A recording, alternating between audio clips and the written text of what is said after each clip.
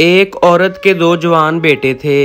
एक तो पढ़ लिख कर किसी दफ्तर में नौकरी करने लगा और दूसरा बेटा शहर जाकर मजदूरी करने लगा। नौकरी करने वाला बेटा पैंट शर्ट पहनता और मजदूरी करने वाला बेटा तहमद, कुर्ता और पगड़ी पहनता। एक दफ़ा माँ ने बड़े बेटे को अच्छे जूते और अच्छी पैंट शर्ट खरीद कर दी तो मजदूरी करने वाले बेटे ने कहा, माँ मुझे भी ऐसे कपड़े लेकर दो। तो माँ ने कहा, ऐसे कपड़े पढ़े लिखे लोग ही पहनते हैं, उनको ही अच्छे लगते हैं। तुम कोई आम से कपड़े ले लो क्योंकि तुम ईंट और गारे का काम करते हो। माँ की बात बेटे के दिल पर जा लगी और वो सोचने लगा, अफसोस मैं क्यों नहीं पढ़ सका।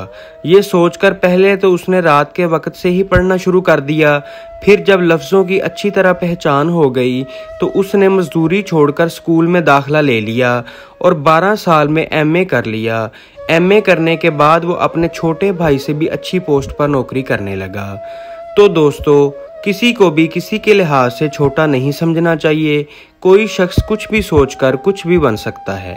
बराहे करम, अगर मेरी ये वीडियो आपको पसंद आए तो इसको ज़्यादा से ज़्यादा लाइक करें और मज़ीद इस तरह की अच्छी वीडियोस के लिए मेरे चैनल को लाजमी सब्सक्राइब कर लें। शुक्रिया।